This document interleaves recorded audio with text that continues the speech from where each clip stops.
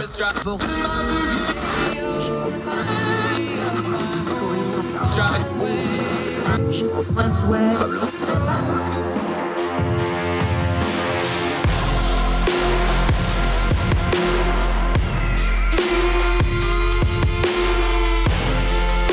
host, Andrew Donaldson.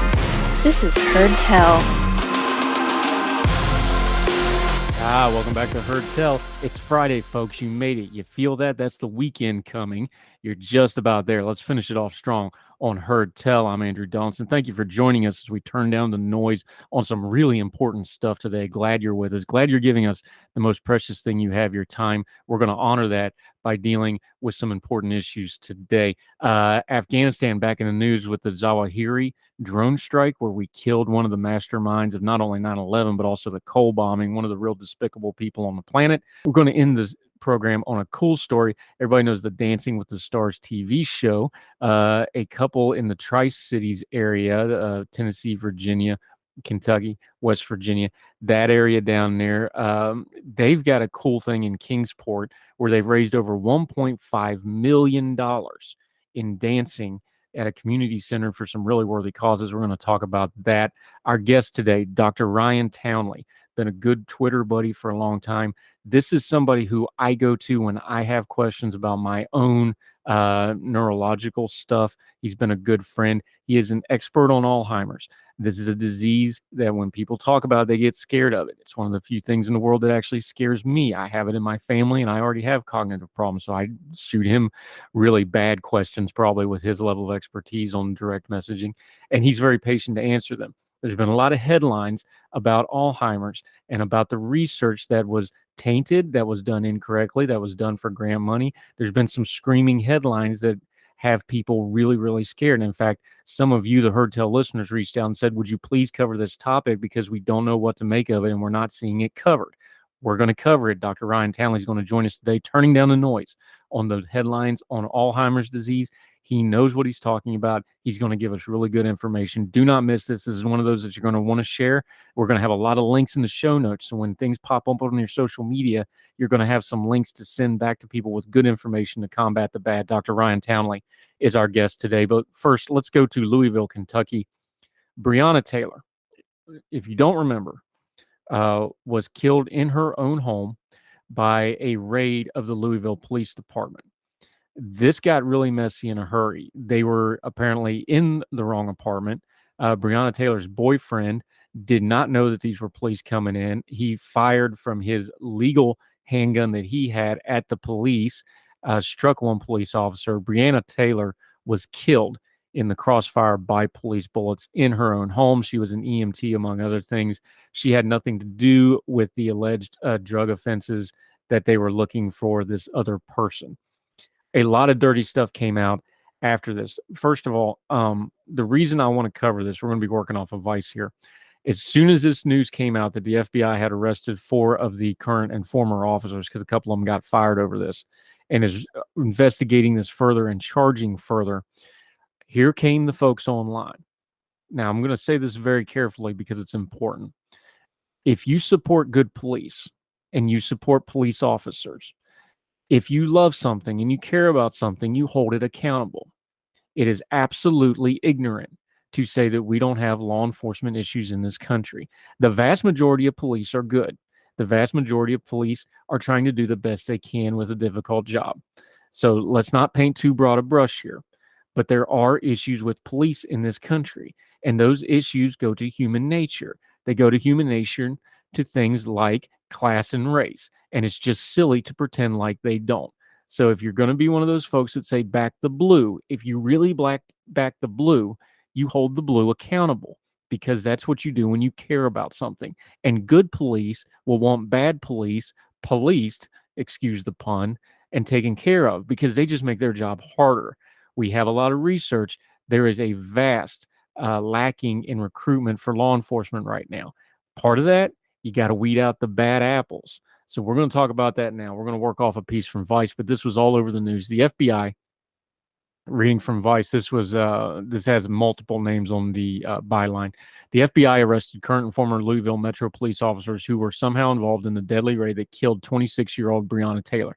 Now, we're going to go through the 4 police officers first, but then they're going to get into why the FBI is charging. So the people online that are just talking about, well, they got shot at. No, that's not the problem. They should have never been there. They falsified the reason they were there. They falsified the story after. They're going after them for the cover up and the things they did wrong prior, not just what happened in the apartment. Please listen all the way through this. 3 officers who were taken into custody Thursday morning. Again, this is from Vice. Include former detectives Brett Hankinson and Joshua James, as well as Sergeant Kyle Meany. Detective Kelly Hannah Goodlett was not arrested, but has been charged. The Department of Justice confirmed the charges in a press conference Thursday morning, during which U.S. Attorney General Merrick Garland elaborated on the charges. They include 2 counts of deprivation of civil rights against Hankinson for firing 10 shots through a window and glass door along the side of Taylor's apartment. The 3 other officers, James, Goodlett, and Meany, have been charged with conspiracy for violating Taylor's Fourth Amendment rights due to their roles in drafting and submitting a false affidavit using to secure a search warrant for Taylor's residence in a drug-related investigation. No officers have been directly charged with Taylor's death, including the officer who shot her, Miles Cosgrove, although he was fired 9 months after the deadly raid. Breonna Taylor should still be alive today, Merrick Garland, that's the Attorney General, said at a press conference on Thursday. Hankinson was not part of the initial investigation that led to the search warrant on Taylor's apartment, but he played a pivotal role in the execution of the warrant during which she was killed. He was fired in the summer of 2020 from what the department described as an extreme indifference to the value of human life, and then charged by the Kentucky Attorney General's office on 3 counts of wanton endangerment. Hankinson was acquitted earlier this year of those charges. The charges against the 3 other officers include not only allegations of falsifying information, but an attempted cover-up of the facts. James and Goodlett met up in a garage in May 2020, 2 months after Taylor's death, and agreed to tell investigators a false story, according to the DOJ. James, who was responsible for filling out the warrant, was fired by the Louisville Metro Police Department in 2020 after officials concluded that he had lied in the affidavit. James wrote that he had verified through the postal inspector that Jamarcus Glover, Taylor's ex-boyfriend, a suspected drug dealer and the main target of the police investigation, was receiving suspicious packages at her address, but the claim was refuted by both the postal inspection and James' colleagues. James was arrested, was reported by local station WDBR earlier Thursday morning. Goodlett, who helped fill out the warrant and worked on the same small team that led to the investigation, has been on leave since 2021 when a probe was opened into allegations that she and several other officers had thrown drinks at Louisville residents from their police vehicles. Meany, the sergeant in charge of the investigation of Goodlett and James' team, was responsible for overseeing the investigation, including vetting the affidavits and search warrants. Assistant Attorney General Kristen Clark confirmed that these charges are separate from the DOJ's ongoing investigation into whether Louisville Metro Police Department has patterns and practices, that's a quote, of violating civil rights. Here's the thing with this story. We're going to link to this. We're going to link to some other things. We've had Joshua Crawford on the program from the Pegasus Institute out in Louisville. He's talked directly about this case. This did not happen in a vacuum, and people online are going to want to talk about this in a vacuum. This was not an isolated incident. There's a deep rot within the Louisville Police Department and deep issues. Again, not all the cops, but there's some bad cops. They not only did a bad thing, but there was a sequence of bad things that led up to it. That's why the DOJ has gotten involved and charged this. People are going to want to point to that AG investigation in Kentucky and say, well, they were acquitted on that. Okay, but there's still stuff here that needs to be addressed. I'm going to repeat where we started. If you really care about policing, and all of us should, we need good police. We need good police officers. If you care about that, you have to hold them accountable. Same way you hold your government accountable. Same way we hold our schools accountable. Same way we should hold each other accountable. These folks need to be held accountable. And as you dig into this and you found out that they cheated how to get the search warrant, they cheated on why they got the search warrant, you're going to find out that some of these had other disciplinary issues on top of it. And then when they get together to try to concoct a story to CYA after the fact, that's unallowed too. There was a lot of wrong that led up to this, and it got Breonna Taylor killed. There is something systemic, and I know people don't like that word, but when you have multiple people doing multiple bad things and it leading up to something bad, that's systemic. And it's good that the DOJ is getting involved here. No, this is not political persecution like some people online are going to say it is. This is a valid investigation that should have already been done. But since the Louisville Police Department can't seem to be able to do it, and other authorities can't seem to be able to do it, the feds have stepped in and made justice be done. More Hertel right after this.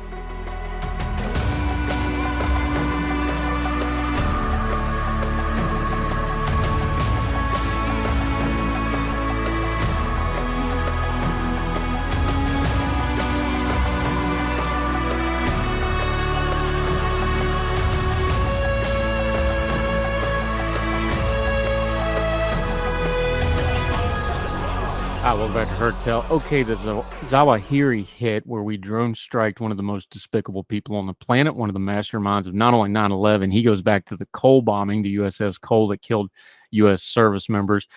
Past that, kind of hard to get excited about that one, but I'm glad he's room temperature in multiple pieces. He deserved to be on the receiving end of some U.S. ordnance, but for a brief shining moment, America once again paid attention to Afghanistan. The crushing humanitarian mess happened. The crushing of rights, especially for women and minority groups and non-Islamic groups, happened. The country is not being governable by the Taliban that took over because, one, they don't know what they're doing, and two is there's scant resources. That happened. And the turf war, which is what we're going to talk about right now, between the Taliban and ISIS-K happened. In fact, it's ongoing. And just because we briefly paid attention to Afghanistan, again, maybe we need to re-up what's been going on over there to those people. Pratamesh Yamel, writing in International Policy Digest, and we are going to have him on the program next week to talk about this in depth because we're going to continue to cover this story. Remember, we're 1 year from the fall of Kabul. We spent a lot of blood and treasure and a lot of other things in Afghanistan. The people over there are suffering, and we had a hand in causing this suffering. The least we can do is pay attention to it. So just because Zawahiri finally caught the business end of a hellfire, and while they clean up the mess that was one of the leading high-profile targets from the War on Terror era, we should pay attention to what's going on in Afghanistan. It's the least we can do. More Hertel right after this.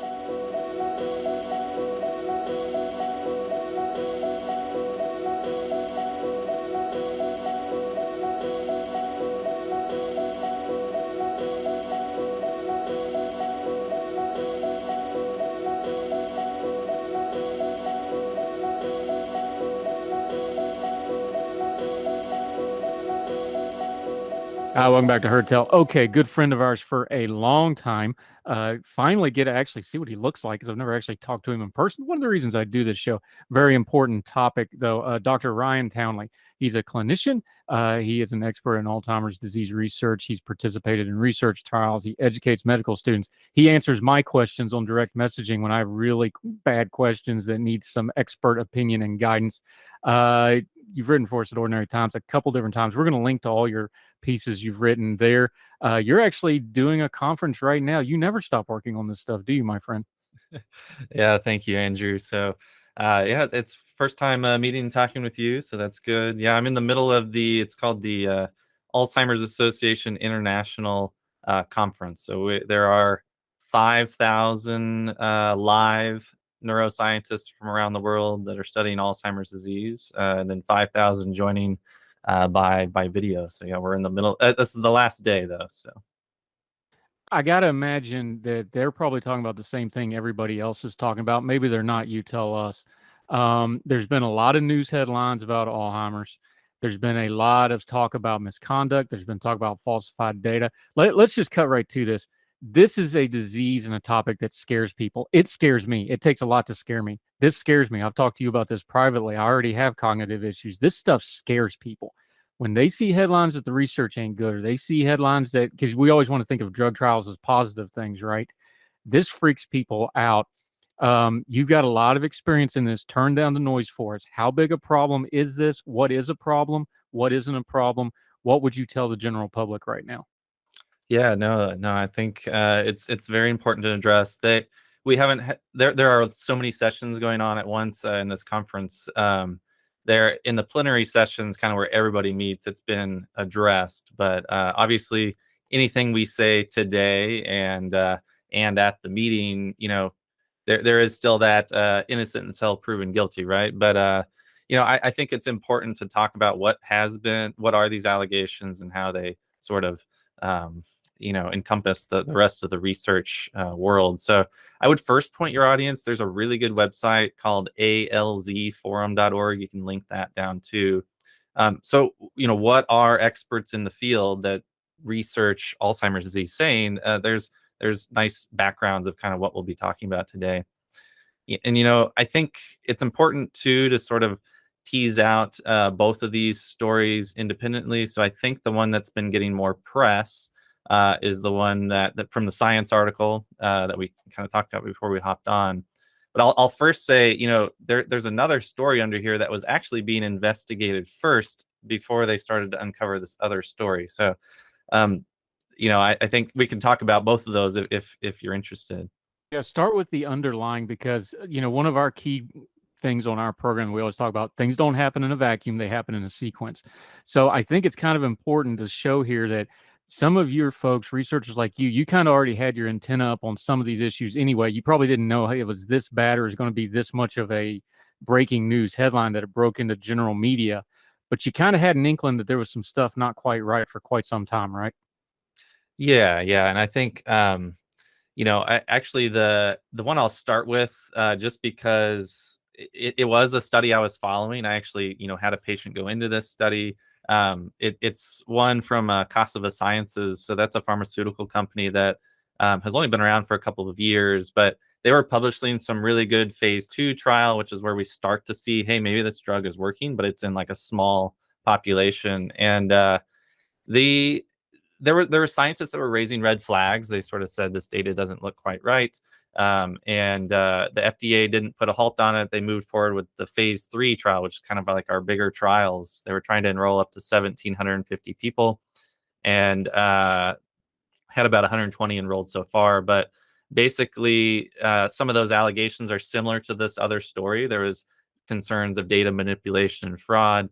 And it basically has led to multiple papers being retracted by journals from the lead scientists of this study. And just last week, so the U.S. Department of Justice opened a criminal investigation on the study going forward. So it's actually interesting background, because the person that was hired to investigate this group, he started to dig a little bit further, right? Being a good investigator, and he started to find some other flagged papers, some concerns from other scientists. And so then the second story, the one that was published last, or I guess 2 weeks ago now in Science, that's the one where we talk about Dr. Sylvan Lesney from the University of Minnesota. So I think that's the one that probably most of your listeners have heard of. Is that right? Yeah, and then this got into, and I'm going to blow these pronunciations, but it started talking about the amyloid protein stuff. This turns out that it's a toxic protein. It's directly causing memory loss, which is, of course, the part of Alzheimer's that's so devastating for everybody, on top of the other effects of it. So that's kind of the one that started getting mainstream attention, because that kind of hits right to, it's what we opened with. This scares people. That goes right to the heart of the fear. So get us to the science of it before we get into the fear part of it and what this actually means with this doctor at the University of Minnesota. Yeah. So it was about 2006 when this very large paper was published in Nature, so a very prestigious journal. It's been one of the top 4 cited articles over the last 20 years. I will say, so as somebody that is a clinician researcher, right, a lot of this science is in mouse research, right? So I'll get in trouble from our basic scientists that work on this, but we have treated mouse timers 100 times over, right? And it hasn't always translated to humans. So there's always skepticism with some of the mouse research, but there are big breakthroughs that still happen from animal models, and this was thought to be one of those. So there's a specific kind of like fragment of that amyloid protein you mentioned called A beta star 56, and that's essentially the toxic protein that was being sort of charged with, as this researcher was charging as a culprit for memory loss, as direct memory loss, which was pretty new in the field. There was lots that have been working on amyloid toxicity, even these smaller fragments being toxic. But this was one, there was like, there was catchy news articles that was like A beta star is born ? And so So it was a pretty big deal. But there was, I would say, you know that these things, you know there are different tributaries of these research, right? There was multiple other researchers working in this field that were finding other toxic amyloid proteins. So it wasn't like this star, if you will, was the only one, but it was obviously getting the biggest press at the time.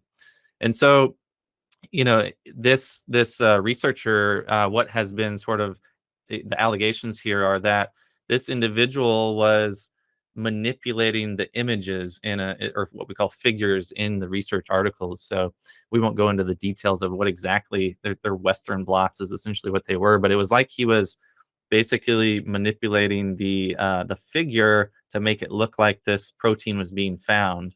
Um, and so, like, no one else within the lab and anyone else that has worked with him has been implicated, but he was the one that was making the figures at the end, right?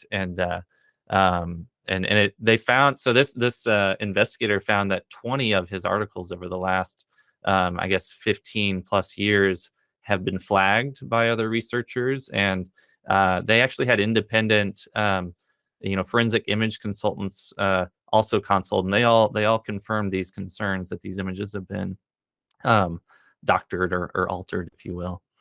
Now, anytime Dr. Ryan Townley joining us, people love their true crime shows. So you zoom in and then you get into the evidence and you start looking at the lab and you start looking at, you can kind of lose perspective. So zoom us back out for just a second, because you get all these headlines like 15 years of Alzheimer's research is all worthless, that kind of stuff.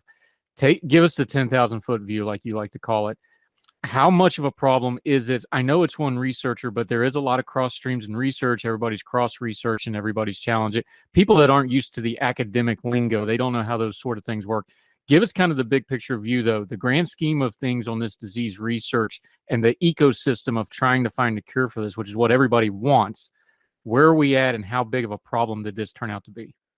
Yeah, no, I think you're exactly right. And I do think that there are some sort of overblown connections here in the science article. So, and I think that has raised maybe a little bit more alarm than it should. So, as far as dialing down that noise, as you like to say, right?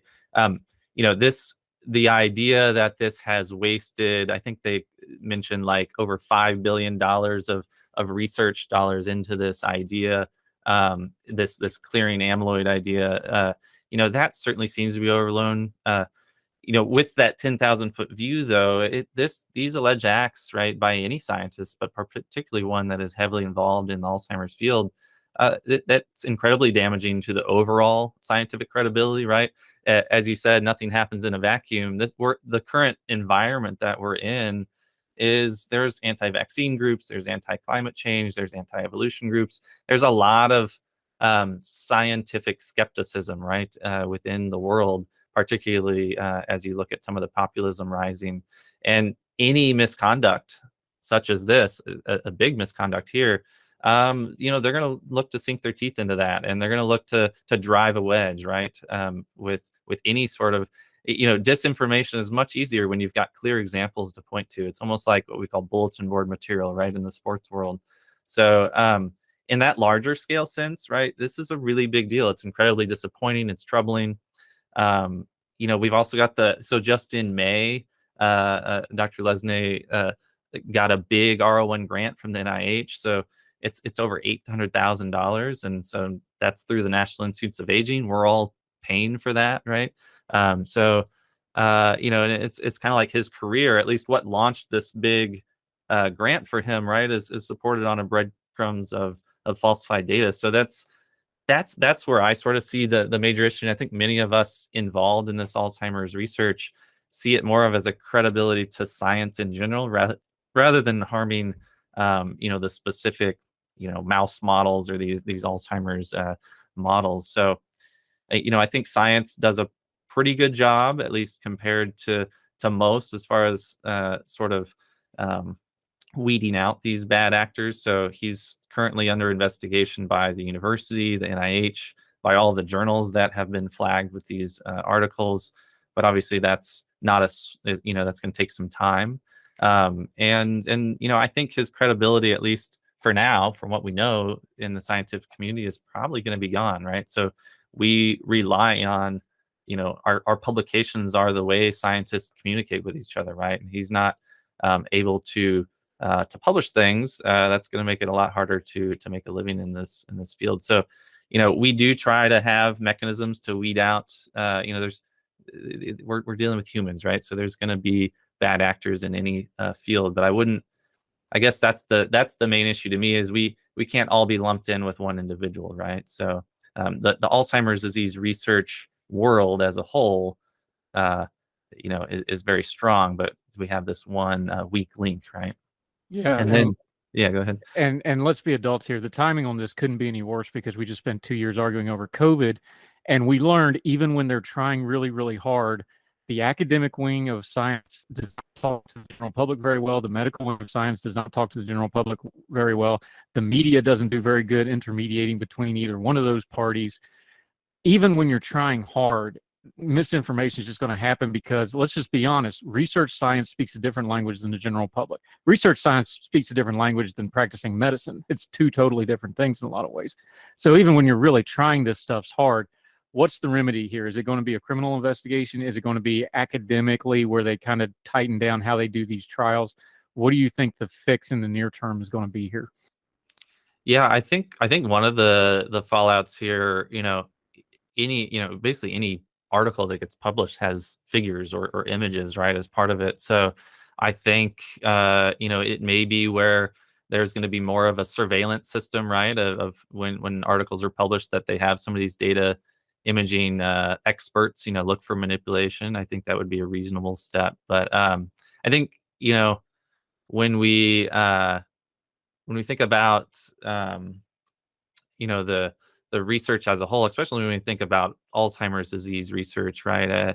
There's multiple people that have tried to replicate this data, right? So that's why, not myself in particular, but many that have been studying this amyloid toxicity, especially small fragments, they've been kind of skeptical of that 2006 publication from the beginning, because no one has been able to replicate it. And I think that's one of the big things that's important in science, is being able to replicate things. And I will say that you don't get much prestige for replicating data, right, or studies. So I think there does need to be a larger push for journals to be accepting these types of things. Not everything has to be shiny and new and novel, right? I think that's part of our culture in general, and that bleeds into the science world too. That even these studies that did show, hey, we couldn't replicate it, they didn't get published, right? So those sort of negative rebuttals to sort of a large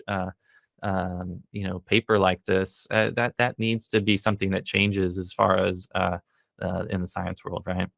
Yeah, Dr. Ryan Townley joining us.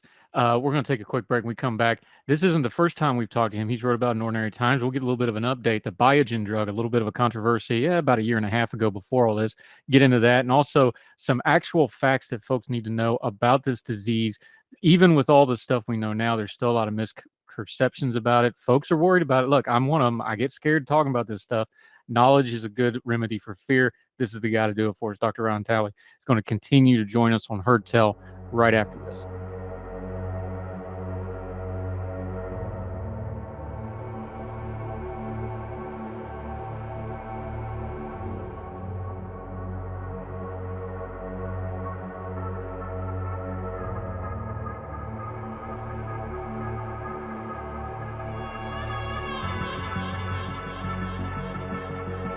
Welcome back to Heard Tell. Dr. Ryan Townley joining us, good friend of ours, good writer. He's written a few pieces for us over at ordinary-times.com. We're going to link to them. Going to update one of those pieces now. A while back, you were writing about the Biogen drug. Let's go back, because you were talking about the percentage of Alzheimer's cases that deal with this amyloid. Due to the nomenclature forming on amyloid, what it is, what it means, and how that got into the news cycle before this current crisis. Again, one of those things where you're saying, like, we know there's some problems in some of the research. Here's another case of it, but start with the nomenclature and then walk us up to it with the amyloids and what that means for this disease. Yeah, and so I think kind of looking back at the larger scale view, amyloid is a protein that it's actually highly conserved in evolution. So it goes back basically to the beginning. And so it's got an obvious role in the brain. So it's not something that it's something that we need in there. But the idea, at least, that amyloid is involved in this disease is a long history. So we've known for about 120 years that there are these plaques found in the brain of patients that have this Alzheimer's disease. And so even if you look back into the 1900s, when we were first looking at these things under the microscope, right? These proteins were there, but we didn't really know exactly what was in the protein until all the way until 1984. So that's when we found that these plaques, these tangles of this protein, it was the amyloid protein. So it's only been that amount of time, about we're getting near 40 years, right, of knowing that. These plaques, just to give your audience some background, we assume some things here, but we can find them in the cell initially. So they're clumping up within the cell. And if you think of the cell trying to send things everywhere, communicate with other cells, right? When you get sort of like a traffic jam in there, right, with these plaques building up, then it's going to cause the cell to not work as efficiently, has to work harder, it uses more energy. And as you sort of accumulate more and more of these, the cell can die, right? And then these plaques also form outside the cells. That's where we usually detect them in the brain. But these cases, all Alzheimer's disease cases have these plaques, right? So it's actually part of the definition of Alzheimer's disease is you have to have these plaques. And so it really was in sort of the late 80s and 90s, after this protein was found, that we started to find some genes in sort of familial cases of Alzheimer's. So this is one of those things where if you have the gene, you're going to get the disease, right? Those cases are actually quite rare. So it's only about 1 to 2% of Alzheimer's disease. But these are the cases that we call familial Alzheimer's. They usually affect people in their 40s and 50s. And there's usually sort of that pattern of like dad's side or mom's side clearly has this early onset pattern. And so all three of the proteins that we have found to be a cause of familial Alzheimer's involve this amyloid protein. So that was sort of found in that timeline. And then we've also got, in Down syndrome, we find one of those genes. There's like 3 copies of it. It's called the APP gene, which is amyloid precursor protein. So it basically is the thing that helps make the amyloid and helps sort of process it within the cells. And so, what we've learned, especially as care for patients with Down syndrome has improved over the last few decades, they're living longer and longer. And what we're finding is that many of them will have amyloid plaques in the brain by age 30 to 40. And if they live to 50, 60, the majority of them will get Alzheimer's disease. So all kind of those lines of evidence pointing towards amyloid at least being part of this process. Yeah, my mother was a special education teacher and specialized in Down syndrome children. So I'm really familiar with Down syndrome. And one of the things you ask her that she's proud of, when she started teaching in the late 60s, when she retired in the mid 2000s, the age of the life expectancy for Down syndrome went from 30 to 60. It's almost 1 for 1 now with a normal person that does not have Down syndrome. That's how far we've advanced. I find it fascinating. Science almost has a sense of humor sometimes, that what we know is a developmental illness might solve one of our great end-of-life illnesses, right? Okay, I'm not great at math, though, but you said that's 1 or 2%. That leaves 98%. So that's everybody else. All right, scientist, doctor, we probably ought to deal with the 98%. What does it have to do with the 98%? What do we do with the vast majority of people then? Yeah, no, it's a great question. And I think that's honestly been a little bit of a divide in the field. So there are researchers that really do focus on these autosomal dominant cases, because we know if you have the gene, you're going to get the disease if you live long enough, right? So there are great studies going on, like so WashU in St. Louis, Washington University in St. Louis, they're doing sort of a joint project with many other institutions where they're literally following patients that have this gene, and they're tracking biomarkers of amyloid, and we haven't talked about the protein tau, but they're doing all these scans and things, and they're seeing changes in the brain 15 to 20 years before patients get symptoms, right? And And so, but the folks that are studying this more of the 98%, right? They're finding those exact same changes, right? So we're seeing amyloid protein change 15 to 20 years before symptoms. And so there does seem to be this Venn diagram overlap, right?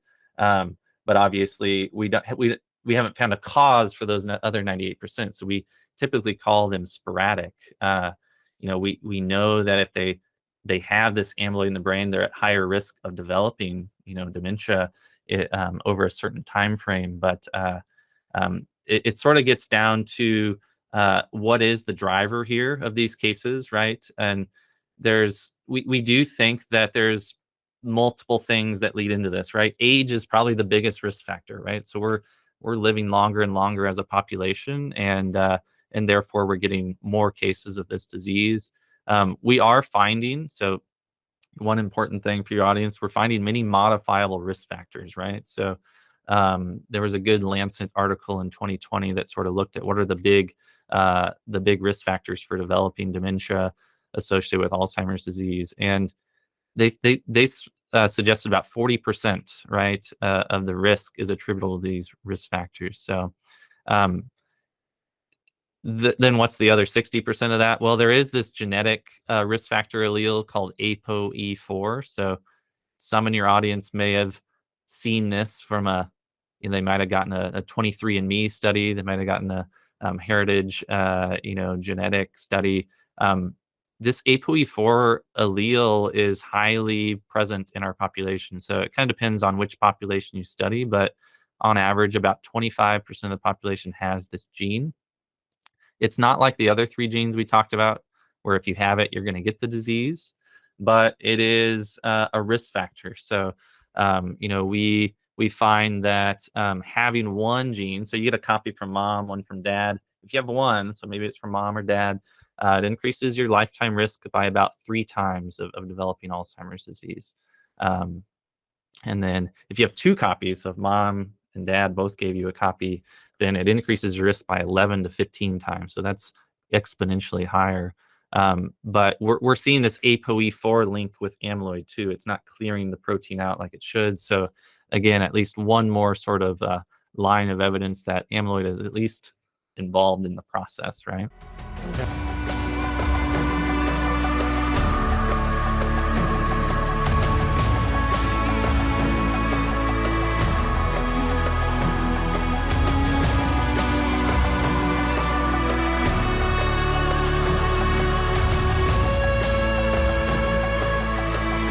Dr. Ryan Townley joined us. Okay, a few minutes we have left. There's so much to this. We definitely need to get you back.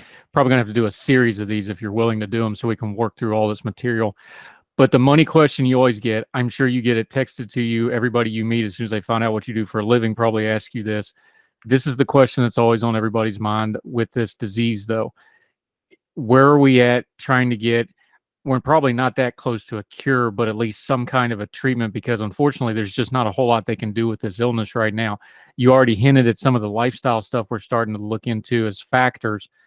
Treatments, cures, drugs, where are we at? Do we have hope on the horizon? Just give some people some good data, because they don't ever want to get took in with miracle drugs, because there's not one of those coming for something like this. But there is some positive stuff, yeah?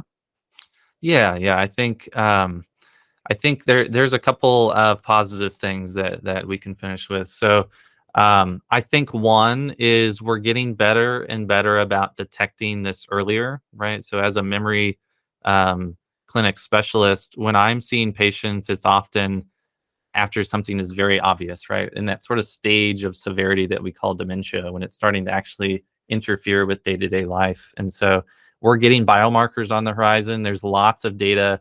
So I saw many presentations this past week on blood biomarkers, right? So this is the you don't need to do a $14,000 scan or check spinal fluid, right? You can detect these protein changes in the blood. The main things that are preventing this from happening tomorrow is we just got to kind of work out the kinks of patients that have kidney disease, sort of a more diverse population than our research population, validating these things, right?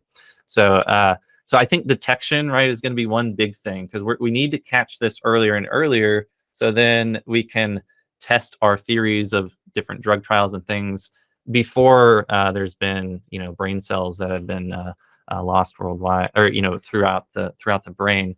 So I think that's one thing. I think we've seen a large amount of funding increase in Alzheimer's disease here in the last really 15 years. So if you look even back to about 2010, only about 400 million of our budget was allocated to Alzheimer's disease research, and that has exponentially grown. So it was announced in May that it's going to be 3.5 billion this year, right? So we're getting a lot more push and funding for research, which 3.5 billion sounds like a lot, right? But this disease costs our healthcare system 321 billion per year, right? So that's a drop in the bucket to what this actually costs, let alone the stress, right, that happens for families and caregivers of this disease. So I think part of this, our acceleration of knowledge, is being driven by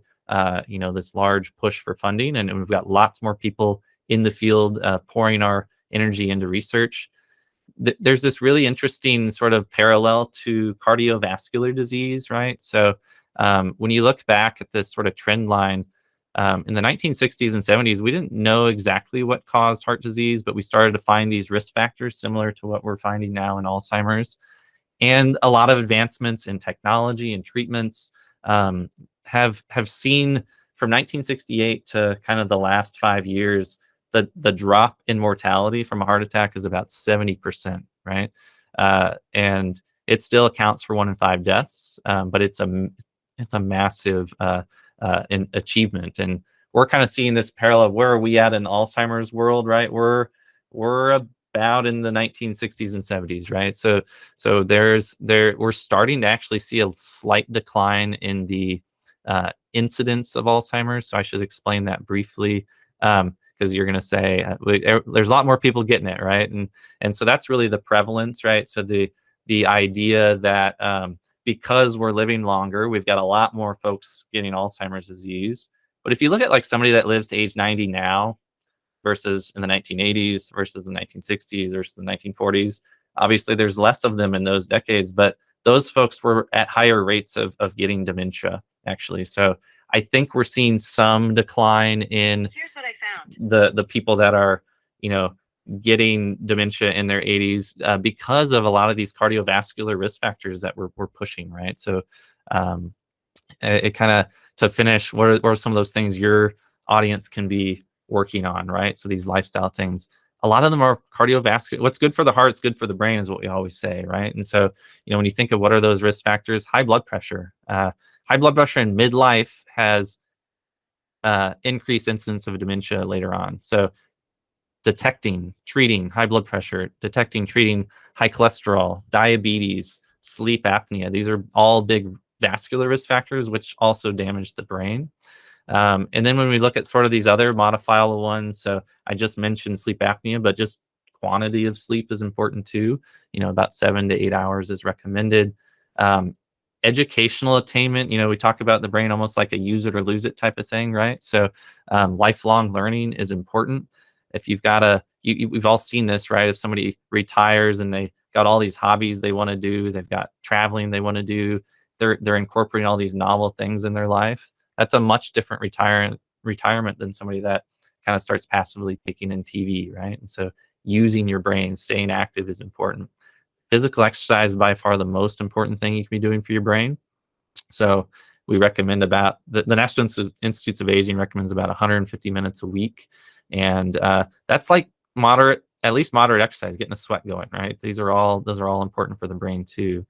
And then lastly, there's diet. I think there's a lot of interesting research on this. We recommend the Mediterranean diet right now that has the best evidence, but certainly things that are low in carbs and sugar seems to be better for the brain. And there's even some really interesting research going into ketones in the ketogenic diet that I'm excited about. So a lot of things that we're looking forwards to, right? And I think that we can certainly reduce the risk by modifying these things even earlier on. Yeah, Dr. Ryan Townley, this has been fantastic. We'll do it again real soon. We'll have you back. Till we get you back on the program, though, we're going to link to a lot of stuff from this conversation. Please read this stuff yourself. Good links you can stick on social media when people are losing their minds or sending out bad links. We're going to give you some good stuff to add on there instead. Let folks know where they can follow you, your social media. You're doing good work in this field. You also do great work on your Blackstone Grill as a Twitter Supper Club member in good standing. Let folks know where they can follow you until they see you again on Hotel. Yeah, so I think the only platform I'm really active in is on Twitter, and it's at Dr. T from KC. So you can find me on there, and then you can find we can link some of our YouTube. I give actually a lot of talks to primary care providers on some of these diseases, and so those are on our YouTube links as well. Yeah, we'll link to all that stuff. Good doctor, good work, great stuff, good information. Appreciate your time today. Thank you for squeezing us in among meetings, sir. All right. Thank you. It's Thank good. you. It's good to meet you, Andrew. Good to see you.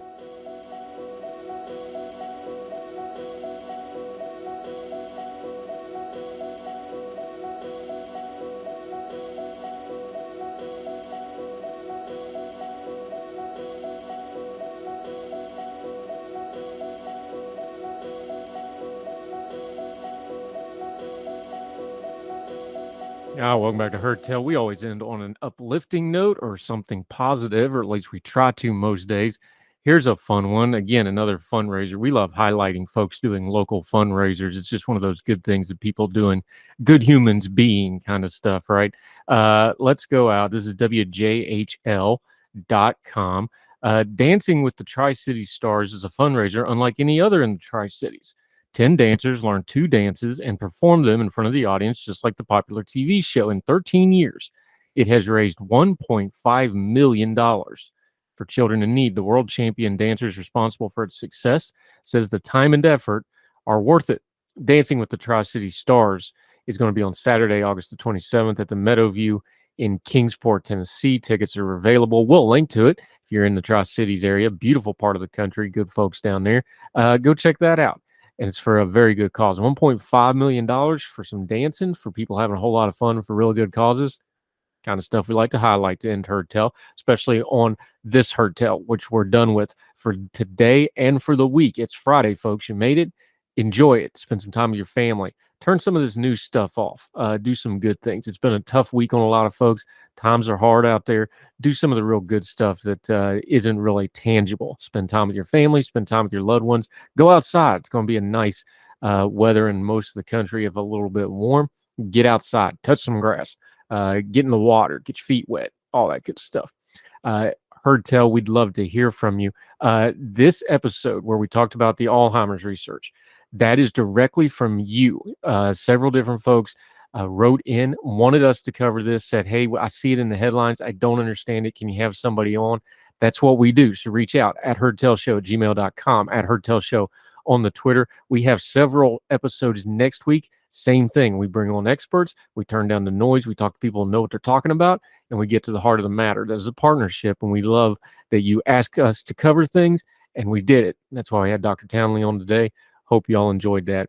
Watch for Twice on Sunday. That's the audio-only remake of all the episodes, all the conversations with our great guests for the week. That'll be out on Sunday, and of course, we'll be right back here, new episodes, first of the week from More Heard Tell. So however you're watching or listening, thank you for giving us the most precious thing you have, your time, wherever you and yours are, across the street or around the world. We hope you're well. We hope you're well fed. Enjoy your weekend. We'll see you again Monday for more Heard Tell. All the music on Heard Tell is provided under a Creative Content license from monstercat.com.